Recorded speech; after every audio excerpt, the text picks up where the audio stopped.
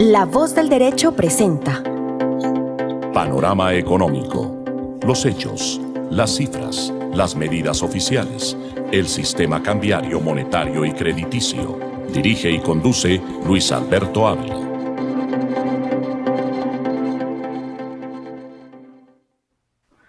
Bienvenidos a Panorama Económico en La Voz del Derecho, con la dirección general del doctor José Gregorio Hernández Galindo.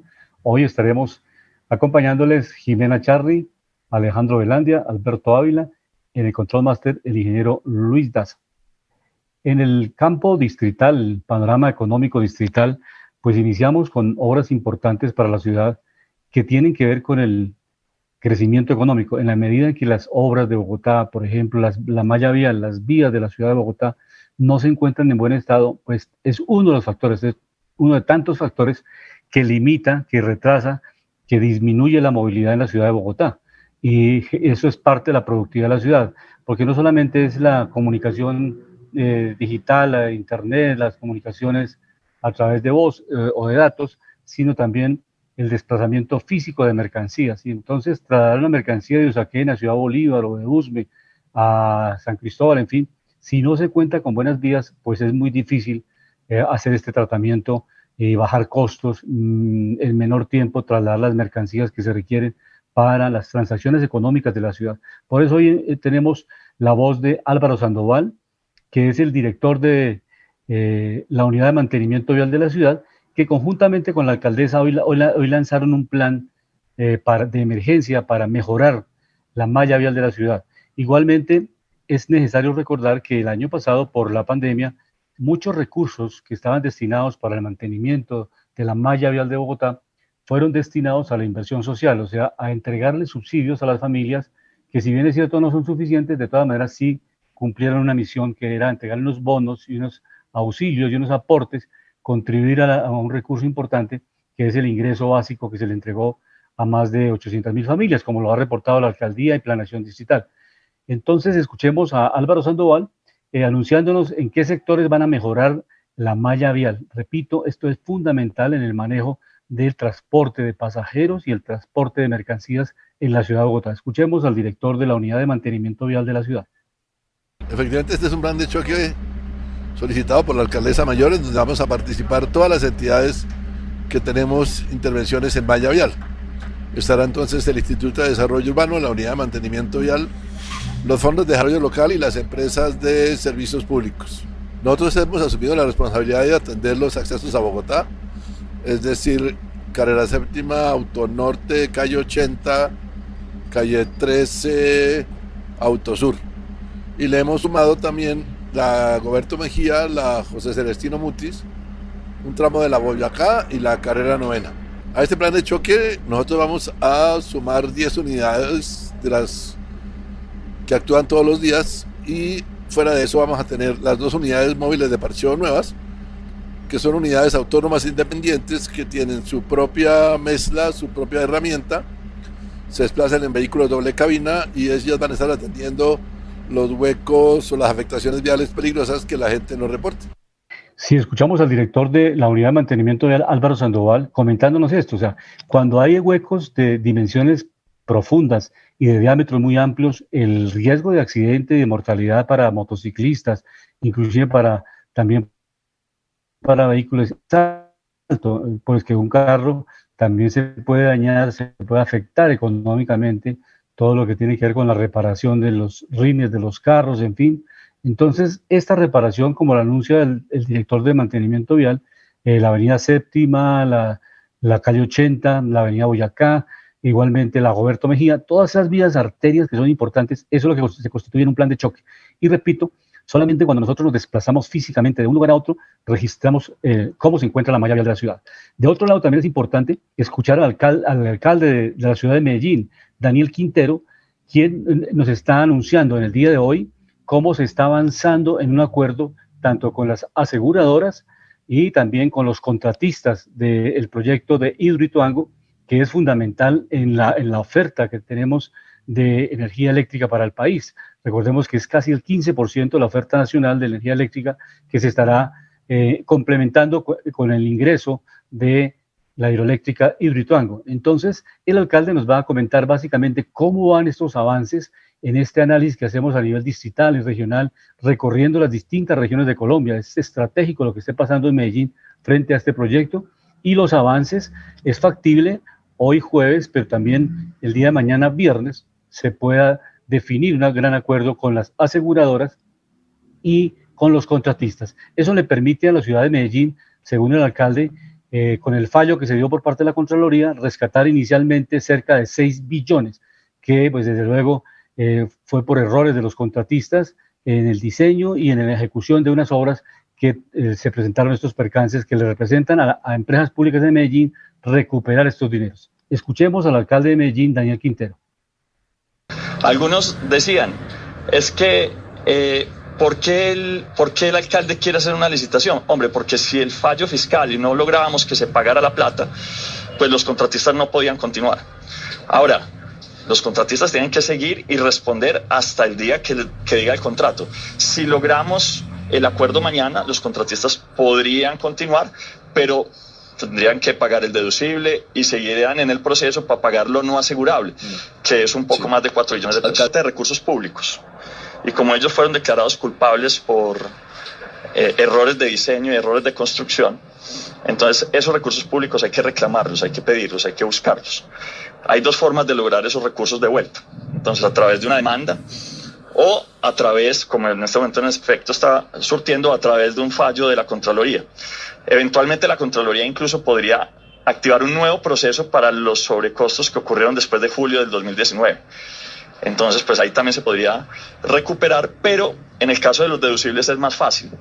Esos son inmediatos porque el contrato, cuando se firmó la póliza la firma EPM, pero para cubrir a los contratistas, no solo a EPM, sino a los contratistas. Se acordó en el contrato que EPM pagaba el monto de la póliza y los deducibles los pagaban los contratistas.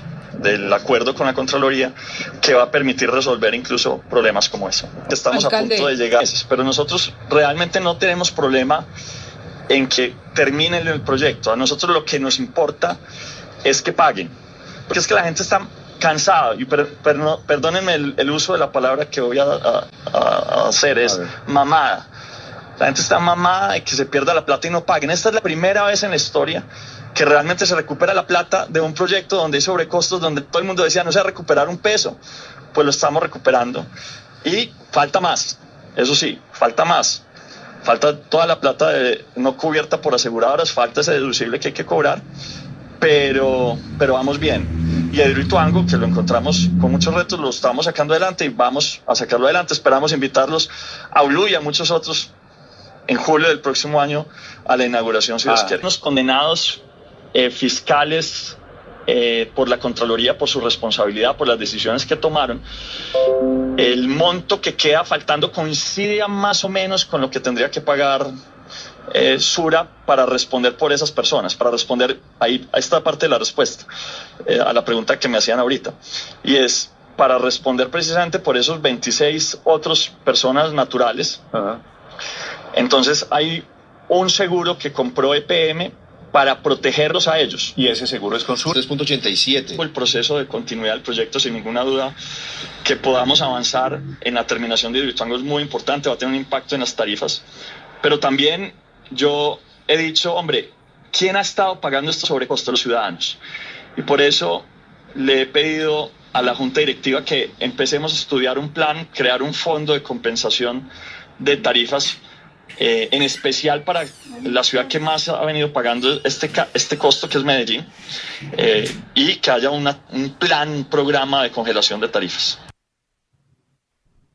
Esta intervención del alcalde de Medellín es muy importante, Alejandro y Jimena, porque este es uno de los proyectos más importantes en estos últimos tiempos para Colombia, esta generación de energía por parte de Hidroituango, y lo que el alcalde nos está mencionando ahí es un resumen de cómo el día viernes 10 de diciembre es posible que se llegue a un acuerdo con los contratistas y también con las aseguradoras, para que, como una de ellas, Mapfre, ha venido cancelando ya una parte del dinero que EPM está rescatando. Entonces se anuncia que con el fallo de la Contraloría, en el cual se declaró la responsabilidad de los contratistas, es factible que se recupere más el alcalde hace una aproximación trayendo a valor presente de 12 billones, con B larga, 12.000 millones de millones es lo que está reclamando la alcaldía y a través de EPM, las empresas públicas de Medellín, como, dijéramos, los recursos que tienen que devolverle, que tienen que rescatar empresas públicas de Medellín para avanzar en este proyecto.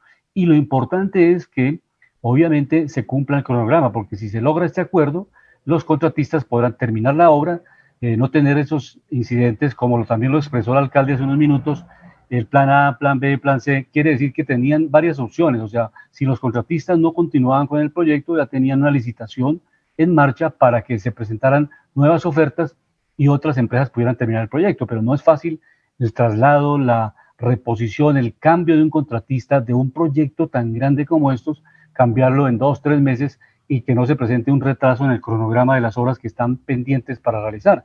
Y como podemos recordarle a nuestra querida audiencia de Panorama Económico, el año entrante está previsto en junio a julio se entregue este proyecto en funcionamiento. Entonces están todas las entidades internacionales, el Banco Interamericano de Desarrollo, varias entidades que tienen algunos recursos, el caso de fondos de pensiones que están canalizados en este proyecto, muy pendientes de cómo avanza, cómo se logra concertar y qué bueno para Colombia y en general particularmente para Antioquia, que este proyecto tenga un derrotero positivo y entre en marcha el año entrante. Jimena, bienvenida a Panorama Económico. Y buenas tardes para todos nuestros queridos oyentes de La Voz del Derecho y para nuestro equipo de trabajo. Recuerdan que hace 8 días les comentamos sobre este libro, el lanzamiento del libro Perspectivas Económicas de América Latina 2021, libro en colaboración, o es un informe muy completo realizado entre la OCDE, la CEPAL, la CAF y la Comisión Europea. Entonces es un libro bien interesante porque básicamente habla sobre cuáles van a ser las perspectivas económicas de América Latina y el Caribe 2021 y años siguientes. Entonces lo primero que hay que decir de este importante documento es que identifica y analiza el impacto que la pandemia por COVID-19 ha generado en la región, esto agravando los principales desafíos estructurales de la región, como son la baja productividad, las desigualdades y vulnerabilidad social, las debilidades institucionales, la sostenibilidad medioambiental, que está desde luego en riesgo, y también habla en cuanto a las consecuencias socioeconómicas por efectos del COVID-19. Entonces menciona que América Latina ha sido la región más afectada del mundo en términos socioeconómicos. Dice que no se prevé alcanzar los niveles del Producto Interno Bruto per cápita anteriores a la pandemia. Esto se dará más o menos entre el 2023 y el 2024.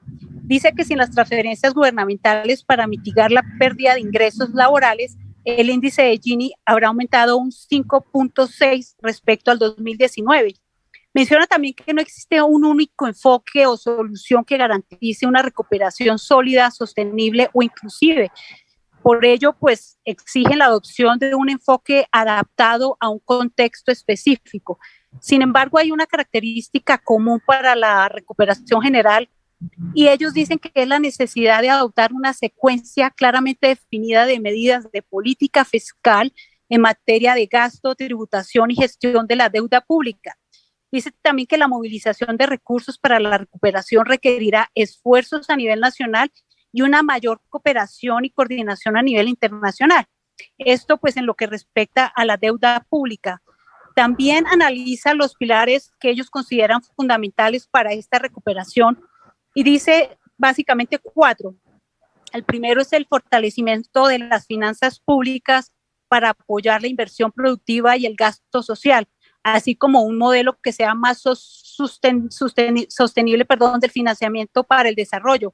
Esto, desde luego, requerirá la aplicación de políticas fiscales holísticas, secuenciales y consensuadas entre los gobiernos. La segunda es el desarrollo de sistemas de protección social más fuertes y la mejora de la calidad de los servicios públicos, aprovechando las lecciones aprendidas a raíz de las medidas innovadoras de política social adoptadas durante esta crisis. El tercero es el diseño de una estrategia productiva regional para aumentar la competitividad y el empleo formal. Y la cuarta es crear un consenso entre todos los actores de la sociedad sobre las reformas necesarias para la recuperación y para un desarrollo inclusivo y sostenible a través de un contrato social renovado que sea justo, legítimo y estable, y que ponga el bienestar de los ciudadanos en el centro de estas políticas públicas. Y en cuanto al ámbito internacional, ellos hacen referencia a la importancia de construir alianzas internacionales renovadas que respondan a objetivos de desarrollo específicos para facilitar esta recuperación. Dice también que la recuperación de la crisis del COVID-19 plantea desafíos excepcionales a los países de América Latina y el Caribe, pero también debe interpretarse como una oportunidad para llevar a cabo una agenda de reformas pendientes. Esta agenda, desde luego, deberá impulsar una estrategia renovada de desarrollo que promueva la inclusión, la resiliencia y la sostenibilidad, respondiendo así a las aspiraciones de los ciudadanos al tiempo que se promueve la Agenda 2030 de las Naciones Unidas. Entonces, pues la importancia de una mayor integración regional y de una cooperación internacional que incluya, desde luego, los países de América Latina y el Caribe, esto en igualdad de condiciones, independientemente del nivel de desarrollo, deberá contribuir a una recuperación efectiva de la región. Pues también, por último, mencionan que el ritmo de la recuperación dependerá también de la eficacia de la distribución de las vacunas y de la evolución del contexto internacional y del curso del ciclo político en la región. Muy importante este documento porque pues desde luego hace como un recorrido sobre toda la crisis que se ha visto desde que inició la pandemia del COVID-19. Desde luego, recordemos que desde 2019 pues ya había una crisis, pero con la pandemia pues claramente esto empeoró para toda la América Latina y el Caribe, doctor. Sí, es realmente un balance de lo que está en el 2021, lo que ha sucedido, y también ya están haciendo perspectivas de qué puede pasar en el 2022, pero depende mucho de cómo se maneje todo el tema de la pandemia, la quinta, o pues la situación que se está presentando con las otras variantes, y pues desde luego lo que está pasando también en la Unión Europea. Alejandro, buenas tardes, bienvenido a Panorama Económico. Sí, muy buenas tardes a todos nuestros oyentes, mis estimados colegas Luis Alberto Ávila, Jimena Charri, ingeniero de sonido Luis Daza y nuestro director José Gregorio Hernández Galindo. Iniciamos es muy interesante mirar estos temas económicos. Sí, pero hay algo muy importante que quería coincidir en algo o hacer un análisis de este libro. Recordemos que esas entidades muchas veces multilaterales siguen órdenes, ¿no? Recordemos que en muchos países y muchas de estas organizaciones, algunas están pasando de moda. Digo pasando de moda no porque se vayan a acabar, sino que en su estructura política no están sirviendo las políticas de desarrollo.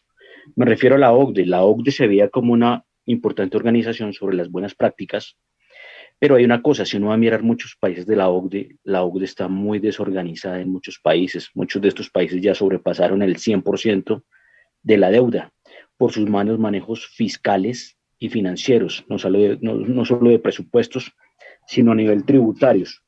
Hay una cosa muy importante que siempre nos demuestra, me gusta ir siempre a los datos y la estadística porque ellos nos hablan y nos dan un reflejo. Si hemos visto muchos países que han caído en las crisis por sus malos manejos financieros y sus malas políticas de desarrollo económico, vamos a mirar, por ejemplo, remontémonos hace unos 15 años cuando se hablaba del milagro económico brasilero.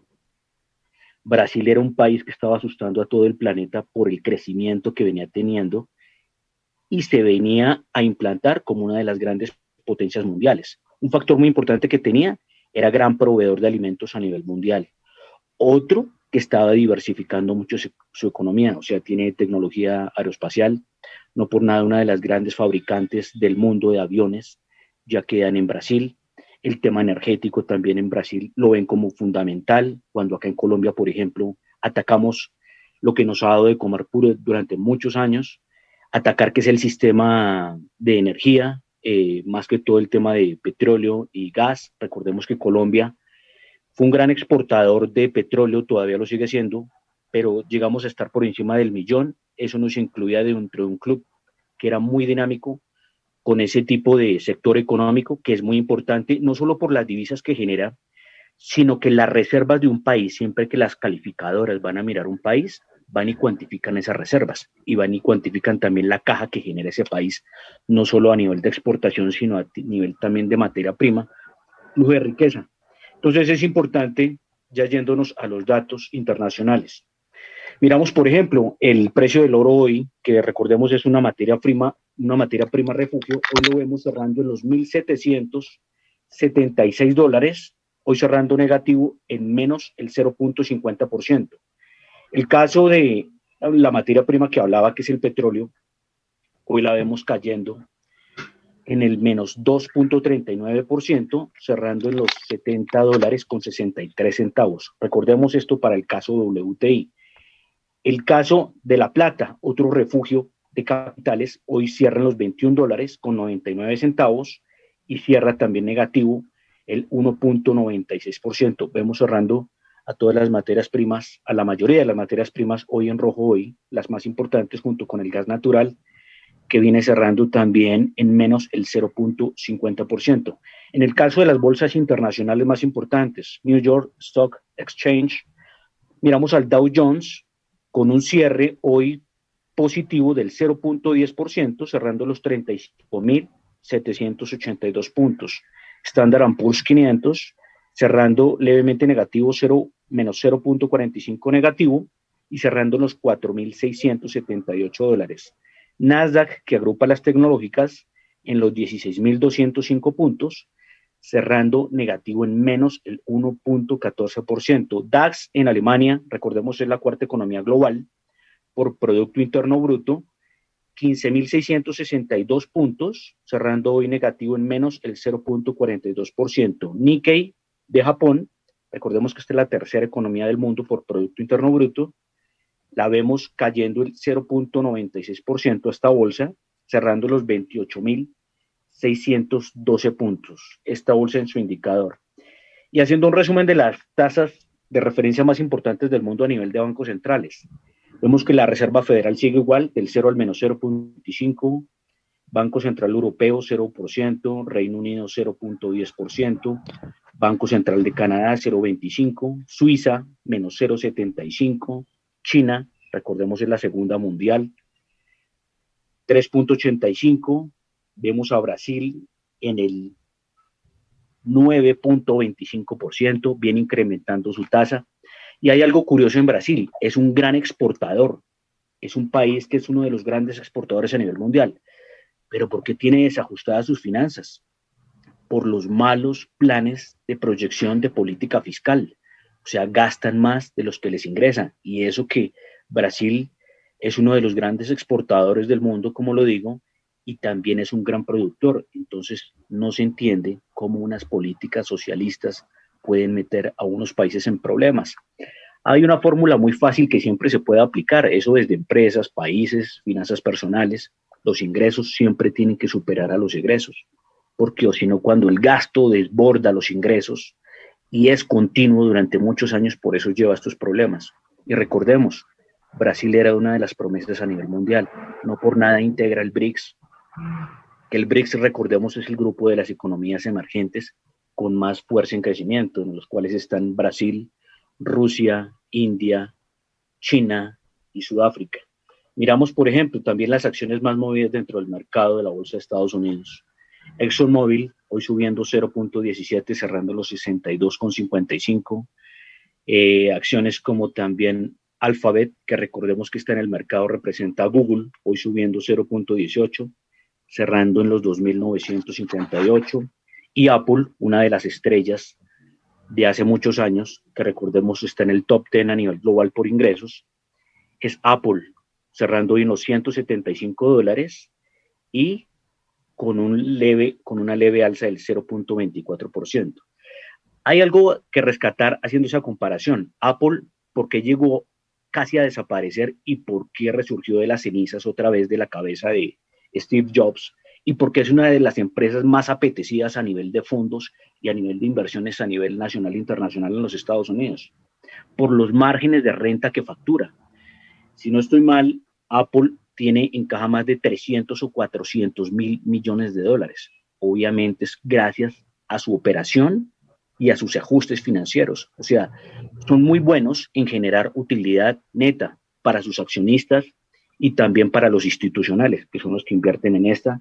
Institucionales, obviamente, a través de fondos de pensiones y otros. También vemos información muy importante y últimamente muy de moda. Pues es importante también decir que hay que tener mucho cuidado con este tipo de inversiones. Vemos que otra vez el Bitcoin tuvo un retroceso. En este momento se está cerrando en los $47,583 por cada Bitcoin, cayendo el menos 6.23%. El caso de la segunda Ethereum está así cayendo a los $4,105 y también cayendo fuertemente en el menos 6.34%. Recordemos que estas cripto hay que tener mucha precaución porque recordemos que han hackeado muchos de sus criptoactivos a través de las nubes. Y hay otra cosa también, los intercambiadores, que son los exchange, algunos ya están siendo vistos y regulados por algunos gobiernos. Perfecto. Ahora escuchemos a José Luis de Haro, es un analista financiero que nos comenta básicamente en este programa que lo estamos dedicando al balance, a las perspectivas de cómo está viendo el mundo, el Fondo Monetario Internacional, cuál es la perspectiva en el crecimiento, cómo cerramos el año 2021. Escuchemos a este analista, José Luis de Haro, comentándonos básicamente los estudios que se han venido realizando a nivel internacional en materia de la economía global. Las frías temperaturas ha comenzado a incrementar también la incidencia de nuevos casos. La propia directora gerente del FMI, Kristalina Georgieva, advertía recientemente que la institución seguramente va a tener que moderar sus previsiones para la economía global debido al impacto de la nueva variante y, por su parte, los economistas de Goldman Sachs ya han reducido sus proyecciones de crecimiento para Estados Unidos el próximo año en 4 décimas, hasta el 3,8%, y además también avisan que si Omicron se demuestra más contagiosa, algo que parece cada vez más probable, la economía global podría borrar casi medio punto porcentual en su crecimiento proyectado para 2022. Estas son las proyecciones que se están realizando con base en lo que puede significar Omicron, la nueva variante del virus, y que puede impactar la economía global. Pero también es importante que en este enfoque internacional veamos lo que está pasando y la consolidación del gobierno, esa coalición que se formó en Alemania entre el Partido Verde, el Partido Socialdemócrata y los liberales que constituyeron este nuevo gobierno. Y vamos a escuchar a Robert Habeck, que es el ministro de Economía y Protección Climática. Qué interesante este nombre, es el ministro que responde por las finanzas y también por la protección climática. Esos son dos elementos fundamentales. Cómo se manejan los recursos y a dónde van a llegar los recursos. Y es interesante cómo este nuevo ministro de Hacienda y de Protección Climática está anunciando cómo lograr esa neutralidad que se requiere en este momento. Escuchemos al nuevo ministro de Finanzas de Alemania. Acciones estructurales estarán en el centro del trabajo del gobierno y eso implica, por encima de todo, poner a la nación más industrializada de Europa, a la cuarta economía mundial, en la senda de la neutralidad climática. Y también unir la neutralidad climática y la prosperidad en este país. Esta es la tarea a la que nos enfrentamos. Estos son dos elementos importantes: neutralidad climática y cómo lograr un crecimiento económico que vaya, pues obviamente, respetando el medio ambiente. Entonces, estos son los retos de Alemania frente a estos nuevos temas, y desde luego el ministro de Hacienda y de Protección Climática representa al Partido Verde alemán y va con una plataforma muy ambiental, con unos proyectos muy importantes que van a, pues desde luego, a incrementar la transición energética que está promoviendo Alemania, con todo el tema de energía eólica, energía solar, pero también, desde luego, sin desconocer los desarrollos que ha tenido en Alemania la industria y todos los procesos que han vivido con las energías tradicionales. Hay algo muy importante que yo quería complementar. Se supone que si el Partido Socialdemócrata, obviamente que tiende más hacia la izquierda, ¿cierto? Y también los verdes, que son los que tratan de mirar el tema de las tecnologías limpias, se supone que a través de esto, este poder que van a tener ellos mejoraría aún más la relación con Rusia, con el tema de Vladimir Putin, esto hablando del gas, que obviamente es tan importante en el tema energético. Recordemos que el gas, obviamente, como no es tan contaminante como el petróleo, pues tiene más años, y recordemos que Europa está entrando en la fase de invierno. Recordemos que el gas ha venido teniendo unas subidas muy fuertes y el mundo en muchas áreas, no solo Europa, sino también China, en especial, ha venido teniendo problemas energéticos. Por eso, pues a Colombia le ha ido muy bien en este momento, no solo con el tema de hidrocarburos, no solo por el precio, sino también por el mercado y en esto también el carbón. Entonces sería importante también, siempre lo que hablamos, crear un balance de sostenibilidad, porque recordemos, tanto la energía eólica como la energía solar son intermitentes. ¿A qué me refiero? El tema del viento no es constante todo el tiempo y las condiciones atmosféricas cambian aún también más con las estaciones. El impacto ecológico a nivel también de estar poniendo hélices donde pasan pájaros, donde hay gente que tiene granjas, fincas, bueno, muchas de esta serie de cosas también genera un impacto en el ambiente, junto también con el tema de paneles solares, porque recordemos, y la energía eléctrica, a través de las nuevas tecnologías de energía eléctrica como los automóviles eléctricos, recordemos, y los que saben del tema saben que las baterías son grandes contaminantes. Entonces el tema es que obviamente todo genera huella de impacto. Lo ideal es generar una cadena de sostenibilidad y de buen manejo de estos residuos, para que obviamente se puedan generar buenas políticas. Recordemos que Estados Unidos sigue con un déficit comercial en aumento. Recordemos que la última cifra en revisión son casi los menos 81.000 millones en déficit, y recordemos que la inflación viene cabalgando al 6.2%, récords que hace mucho tiempo no se habían visto y que hay que tener mucho cuidado para el desajuste de finanzas. Es más, Colombia, que no es una economía tan desarrollada como la de Estados Unidos, no ha alcanzado esta cifra de inflación. Y esto obviamente es debido también a las políticas asistencialistas, pero que no van directamente al aparato productivo. Y hay algo, cerrando con este tema, algo de lo que comentaba Jimena en el libro, que lo que más saca un país adelante en el tema de economía es reactivar los sectores de la producción. Activando los sectores de la producción, obviamente eso genera mucho empleo, porque se necesita mucha gente para meter al sector productivo dentro de muchos sectores de la economía. A su vez, esto va a generar precisamente una demanda consecuente a esa primera política de desarrollo. Y es importante en Colombia, para que lo escuchen los candidatos, no hay que matar el sector energético en el país, no. Ahí es que empezar a desarrollar otros sectores, porque el país tiene que tener una economía complementaria. Y también tener un enfoque de que no solo por recursos, no solo por sector estratégico, sino por donde estamos ubicados, nosotros tenemos que seguir aumentando en ser potencia energética. Recordemos que ISA hace poco trató de sacar unos comunicados donde piensa expandirse aún más en Centro y Suramérica, como en el tema de transmisión y venta de energía. Y recordemos que está ya asociada con Ecopetrol, pues obviamente hay que fortalecerlas para que no solo sea un aparato muy importante para la producción en Colombia de energía, sino que sea un gran referente también en tema de exportaciones y de finanzas. Sí, hay una interesante. Vamos a decir que le cuesta salvar al mundo en este momento, cuál es el costo.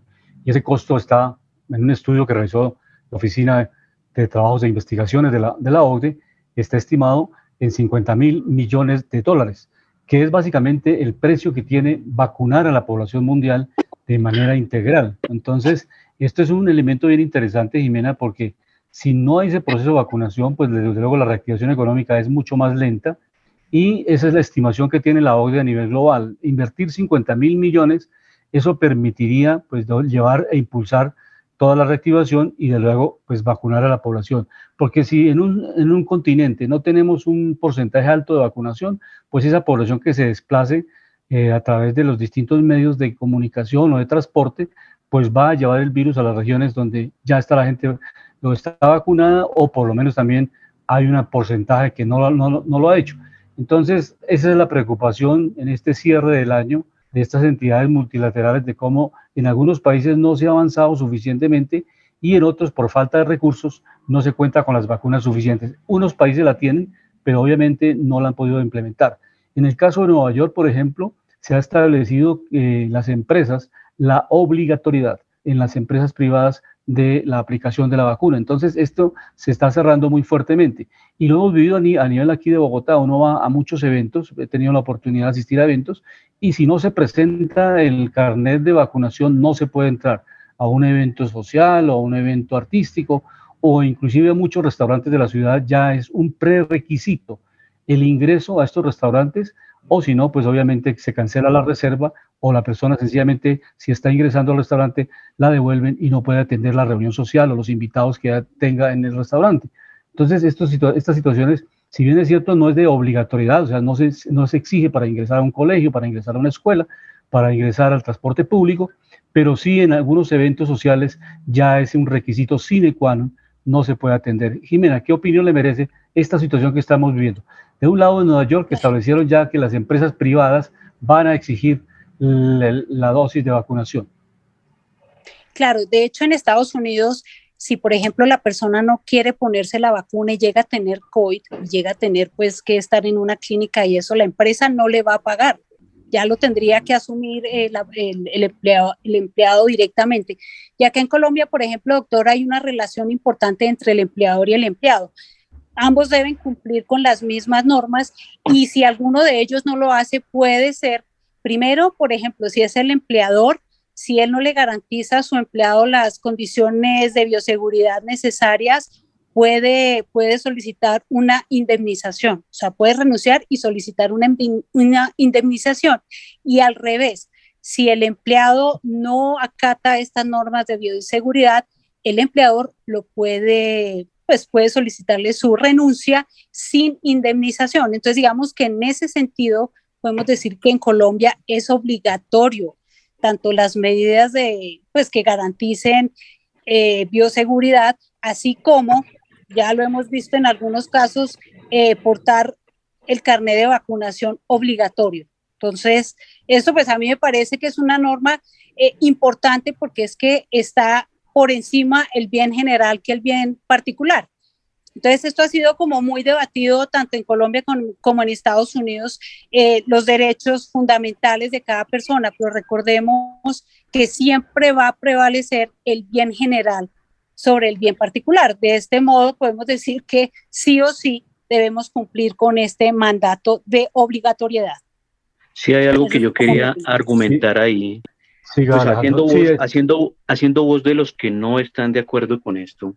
Ellos se argumentan en unas cosas que son muy importantes. Uno, que si han pasado casi 2 años y hay muchas personas, una gran mayoría de personas, que obviamente no han estado en clínicas y no se han puesto mal de salud, ¿por qué se les tendría que obligar si su mismo sistema inmunológico está respondiendo? Eso también sería violentar al cuerpo de otra forma en que el mismo cuerpo está demostrando que tiene una inmunidad. No por tener una vacuna, hay que recordarlo, se genera una inmunidad permanente, sobre todo cuando este es un virus que precisamente tiene mutaciones. ¿Y qué va a pasar como las gripas? Que la gripa lleva miles de años y la gripa no se ha acabado, porque obviamente son virus que mutan y mutan, son como virus inteligentes. Entonces hay que también escuchar, porque no se trata de solo seguir un hilo acá, ni un argumento, sino también analizar que de verdad si hay personas que llevan casi 2 años, no han estado en clínica, no han tenido síntomas leves o fuertes, obviamente esas personas ya han creado un sistema de inmunidad natural.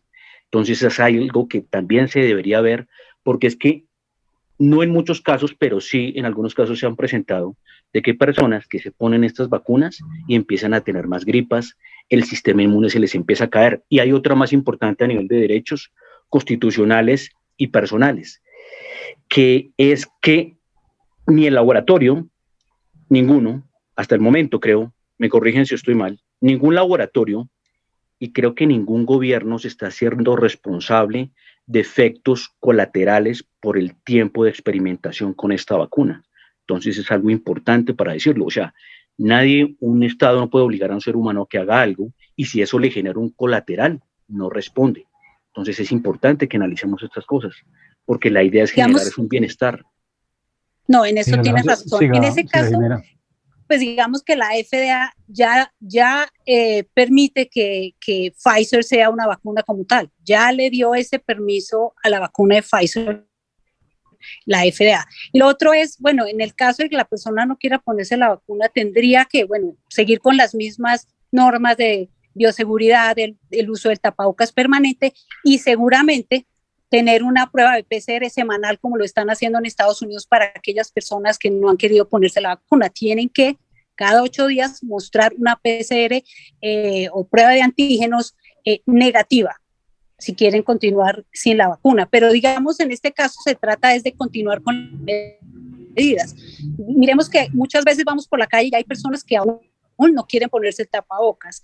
Entonces, en este caso, hay 2 opciones: seguir con todas las medidas para no transmitirle a otras personas, ¿no? El virus del COVID-19. Si bien es cierto, hay personas que les afecta leve, hay otras que las afecta más, y eso no lo podemos saber hasta que no ocurre. Entonces, es importante decirle a nuestra audiencia que tienen que seguir con las medidas de bioseguridad si han decidido al momento no ponerse la vacuna. Como les decía anteriormente, el avance será que llegará a un punto que será como la vacuna de influenza, que cada año debemos ponerla, no de forma obligatoria, pero sí para minorizar los efectos o las secuelas o el virus, que sea un poco más leve y no que de repente podamos terminar en una UCI o con algunos problemas de EPOC bien fuertes, porque es que esto no lo sabemos entre tanto no nos ocurra, ¿no? Eso es como lo que quería decir al respecto.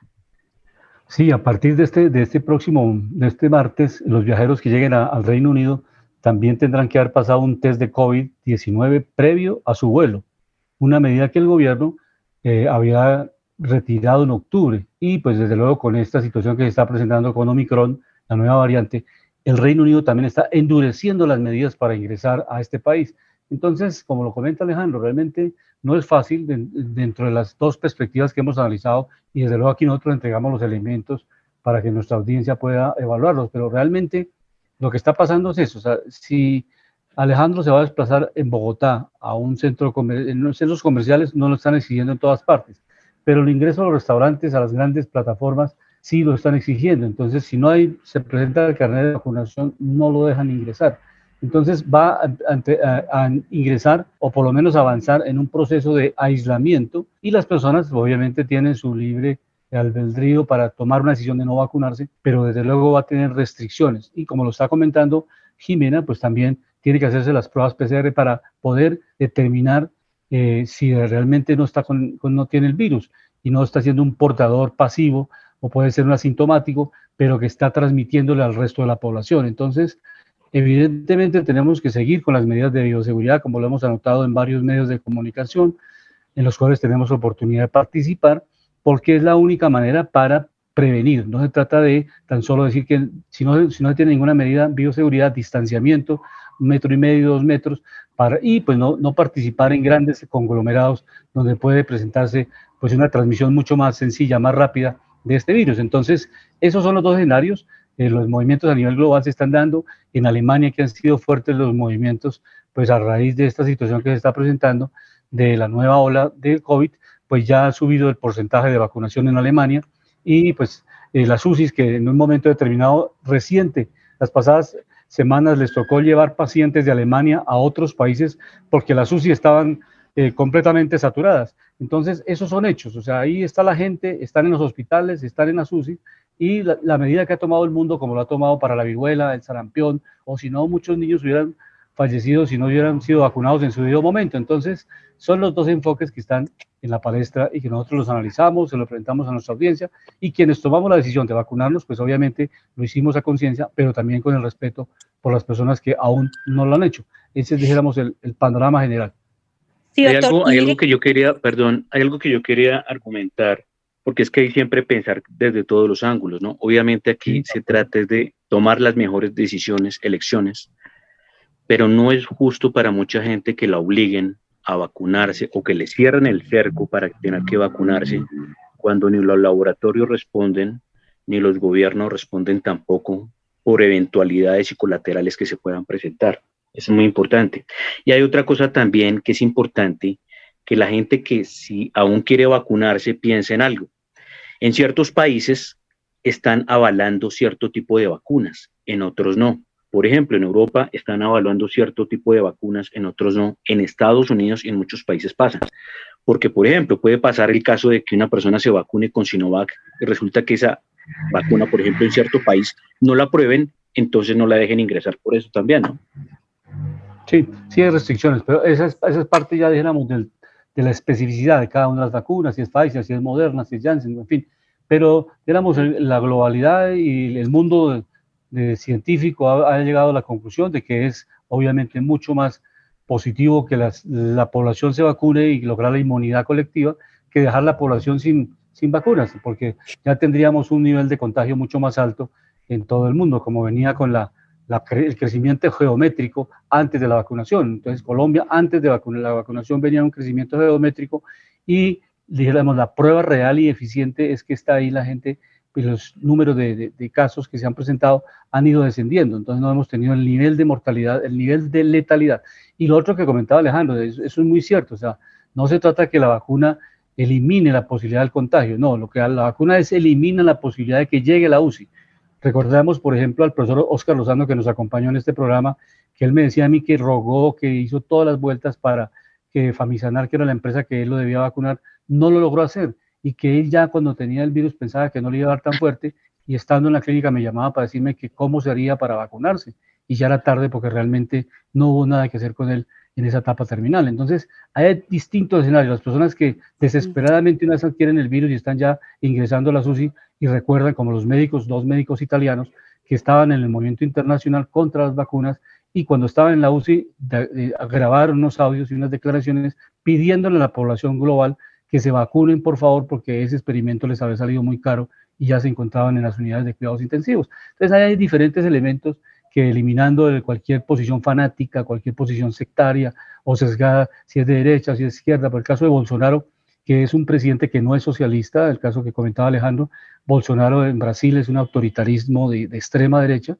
y pues él desconoce el tema de vacunación y desconoce otros temas también de materia económica, porque él fue un militar, él no tiene ninguna formación en derecho ni en economía, y obviamente el país no lo ha manejado con los mejores instrumentos económicos. Entonces es muy difícil. Y hemos repetido en muchas ocasiones que el autoritarismo de extrema izquierda o el autoritarismo de extrema derecha, con líderes que no tienen ninguna formación ni en derecho, ni en economía, ni en ciencias sociales, en ningún tipo de formación, es muy difícil que uno se suba a un avión sin haber hecho toda la preparación para conducir a ese avión y a los pasajeros que van en él. Ese es un país, un avión que tiene que volar muy lejos y tiene que volar con los mejores pilotos, con los mejores elementos para poderlo conducir. Y eso le está pasando a Brasil, eso le está pasando a Venezuela, eso le está pasando a Cuba. O sea, esos extremos, esos autoritarismos lo hemos repetido en muchas ocasiones en Panorama Económico, que eso no es bueno para la democracia global. Ni ningún extremo es necesario, es suficiente. Y además son autoritarismos que piensan reelegirse, quedarse, eternizarse en el poder sin darle paso a las nuevas generaciones. Eso es fundamental. Dijéramos, ese relevo es esencial en la democracia. Un gobierno puede ser muy bueno. Si quiere que siga la misma tendencia, lo que debe es que en las elecciones la gente le dé el aval a ese partido, a esa organización que hizo un excelente gobierno en un municipio, en un departamento, en un país. ¿Y cómo se da? Pues que el candidato de esa organización, de ese partido, que es un nuevo candidato o candidata, sigan las nuevas elecciones y gane esas elecciones, pero no que una persona se convierta en un líder de 8, 10, 15, 16, 20 años. Caso excepcional que lo tuvimos hace poco, la canciller Merkel, pero es una señora que en este momento sale por las calles de Berlín o de Múnich y es una señora que es aplaudida. Pero recientemente yo he tenido casos aquí en Bogotá, donde he tenido la oportunidad de estar ahí muy cerca, de gente protestando contra expresidentes de la República. Eso es muy triste, que uno no pueda salir habiendo prestado el mayor servicio a un país que es el presidente de la República.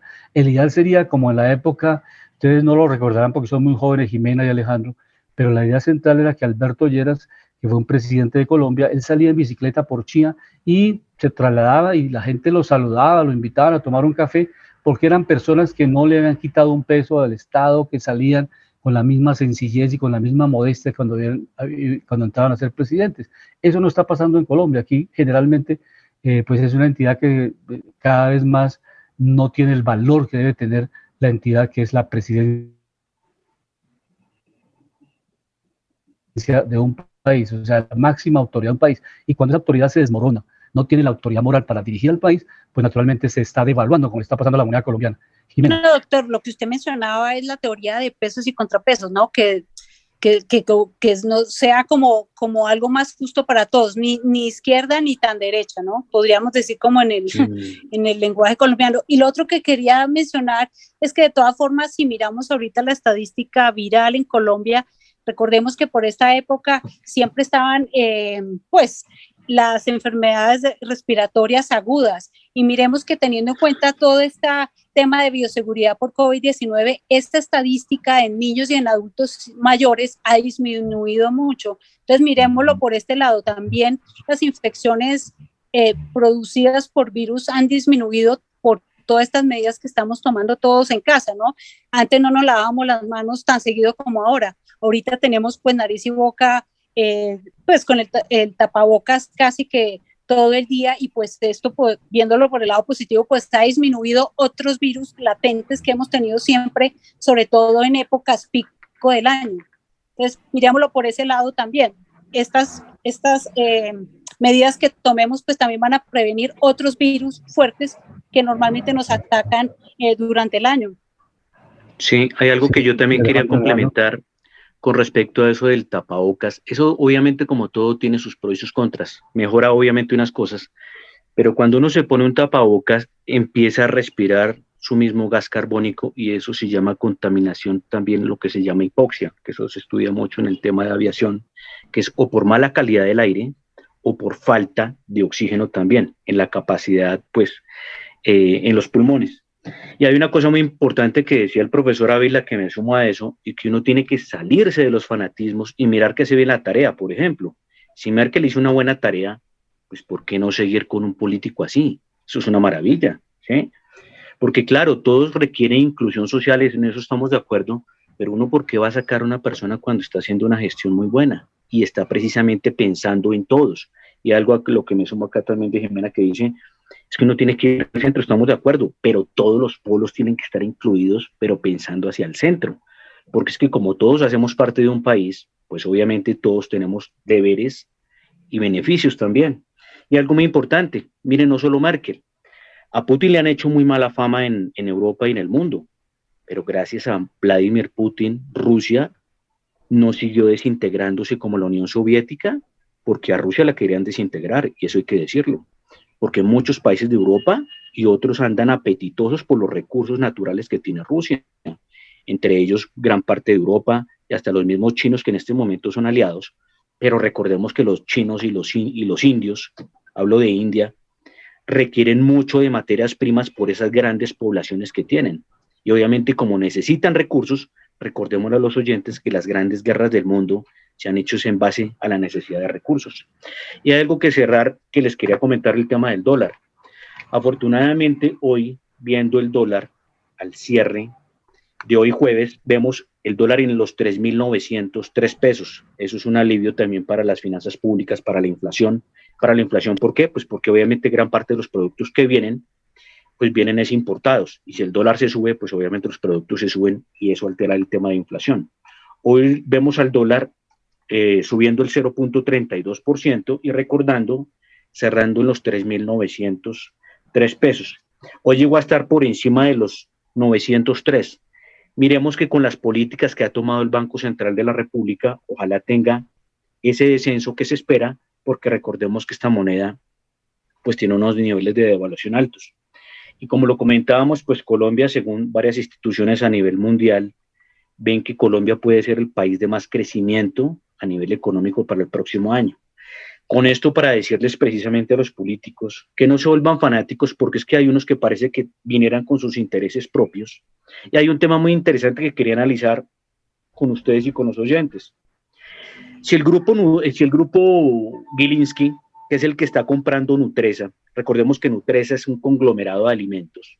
Conglomerado de alimentos es de lo que tanto habla, pero no de conglomerado, sino de política de desarrollo económico Petro, porque Petro dice que la economía de desarrollo en Colombia él la va a apuntalar más al sector de alimentos. Pues no es una coincidencia entonces que el grupo Gilinski esté invirtiendo en un conglomerado de alimentos, porque es que muchos están nerviosos sobre el tema de inversiones, invertir o no invertir en este momento, porque si invertimos y entramos en un momento de pánico, pues cualquier cálculo se va al traste y cualquier inversión en ciertos sectores de la producción o de inversión, pues se pueden ir a la quiebra, porque recordemos que el clima en los mercados es fundamental para la confianza en la inversión.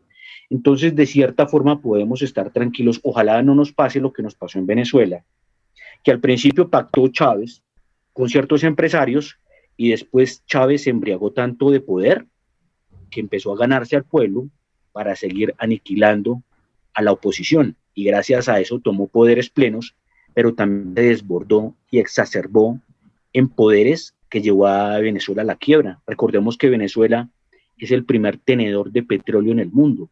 Si nosotros vamos a cuantificar esas reservas de petróleo, las pasamos a dólares, pues creo que es el país más rico o el segundo más rico de Latinoamérica. Entonces esas cosas nos sirven, pero mirando y haciendo un análisis de lo que puede suceder, es que si este conglomerado está haciendo unas compras tan grandes, es porque tienen que haber visto... Sí, mientras hacemos la reconexión con Alejandro Velandia, es importante comentarles que Ecopetrol proyecta inversiones por cerca de 5.800 millones de dólares para el año 2022 y que esta inversión se realizará el 70% en Colombia y el restante de recursos, el 30% se invertirán en Brasil, en Perú y en otros países de América Latina para completar ese 100% de los recursos que invertirá Ecopetrol. Y vale la pena recordar que, pues, desde luego, estos recursos también son una contribución muy importante para la reactivación económica de Colombia y permitirán una perforación, por lo menos en el cálculo que tiene la Junta Directiva de Ecopetrol, de 24 pozos nuevos para seguir haciendo esta irrupción en el campo energético. En el campo de Bogotá, para ir cerrando nuestro programa, tenemos que anunciar de que el plan de ordenamiento territorial es definitivo. Se venció el plazo, los 90 días que el Consejo de Bogotá debía tener como referencia en cuanto a tiempo para aprobar el plan de ordenamiento territorial. Si este plan de ordenamiento territorial no se logra aprobar por el Consejo, las opciones que tiene la Alcaldía Mayor de Bogotá es sacar un plan de ordenamiento por decreto, que para algunos analistas, para muchos concejales de Bogotá, no sería la mejor solución, la mejor alternativa que la alcaldesa de Bogotá tomar esta opción, y le recomiendan a la alcaldesa que presente nuevamente el plan de ordenamiento para el año 2022. Pero lamentablemente el año 2022 es un año electoral y es más complejo que este tipo de proyectos que tienen que ver con muchos intereses económicos, con el ordenamiento de la ciudad, cómo va a crecer la ciudad, qué intereses en materia de construcción se van a desarrollar en la ciudad. Entonces es complejo que con esa alternativa de presentarlo nuevamente en el 2022, este plan de ordenamiento se pueda concertar y sacarlo adelante en el Consejo. Son los elementos de análisis que hemos desarrollado aquí en Panorama Económico para ver las distintas alternativas que tiene la Administración de Bogotá para que este plan de ordenamiento territorial pueda tener, o por lo menos, si ya el Consejo no lo aprueba, no logró aprobarlo, la alcaldesa pueda expedirlo por decreto. Jimena. Claro, doctor, es que eso sería lo ideal, porque una de las críticas que se le ha hecho al POT es que no ha sido conciliado con la comunidad ni con las poblaciones. O sea, realmente ha sido muy arbitrario. Hay críticas con respecto a que ha sido mal redactado y que ha sido sobre todo un afán de hacer un POT, que dicen que si bien es cierto, no es tan malo, no es el mejor, como quien dice, es lo menos malo de lo que puede ser. En ese caso sí es preferible que se den como el trabajo juicioso de hacer un buen documento que desde luego necesita la ciudad, pero que no hay ningún afán como en correrle a esto, y mucho menos, como usted lo mencionaba, que vaya a ser firmado por la alcaldesa con un decreto. O sea, esto no tiene ningún sentido, y yo por el contrario diría que eso se va a prestar es para más problemas en la ciudad, para más debates, que pues miremos que cada 8 días hay alguna discusión y no han logrado un acuerdo. Entonces ellos deberían es como dar un ejemplo de lo que es de conciliar un buen producto entre todos, en beneficio de todos, y no de repente en este afán de hacer política, de sacar un plan de ordenamiento territorial que pareciera que no beneficiara a Bogotá, sino a unos cuantos. Sí, es muy importante porque siempre yo digo, y eso es un llamado a los políticos, por favor, y para que todos lo tengamos en cuenta, los políticos son servidores públicos y tienen que servir a los intereses del público, por favor, no a los intereses de ellos. ¿Por qué? No solo con el tema del POT, sino con otras cosas. Ellos sacan normas, regulaciones y directrices de acuerdo a los intereses que ellos quieran manejar de acuerdo con sus amigos o con sus socios para los temas de desarrollo. Y hay una cosa muy importante, de verdad, hay que recordarlo cada rato. Los servidores públicos es porque tienen que servir al ciudadano del común, son sus empleados directos. Entonces ellos tienen que hacer rendición de cuentas y que todas las políticas vayan articuladas a lo que la gente necesita, no a sus intereses. Eso es importante destacarlo. Y el POT, de acuerdo a cómo quede el POT, también genera negocios en una ciudad, porque si un POT no queda con una libertad de buen desarrollo, pues obviamente eso también frena inversiones en una ciudad. Recordemos que algunas curadurías las han mirado mucho por el tema de corrupción. ¿Por qué? Porque ellos a veces se sienten rectores en muchas cosas, pero en cambio de facilitar, no hacen sino poner trabas. ¿Qué tiene que hacer muchas veces un empresario? Decirle, oiga, venga, por favor, ayúdeme a pasar esto, ¿qué tengo que hacer? Entonces ahí es donde viene el tema de corrupción, pero eso ya lo sabe la mente del político. Entonces ellos tratan de coger la ley como un filtro de dádivas y de coimas para poder ayudar a que se desarrollen proyectos. Pero recordemos, estos sistemas fueron creados, fue para ayudar al sistema a que sea próspero, a que el sistema sea dinámico, como pasa en muchos países del mundo.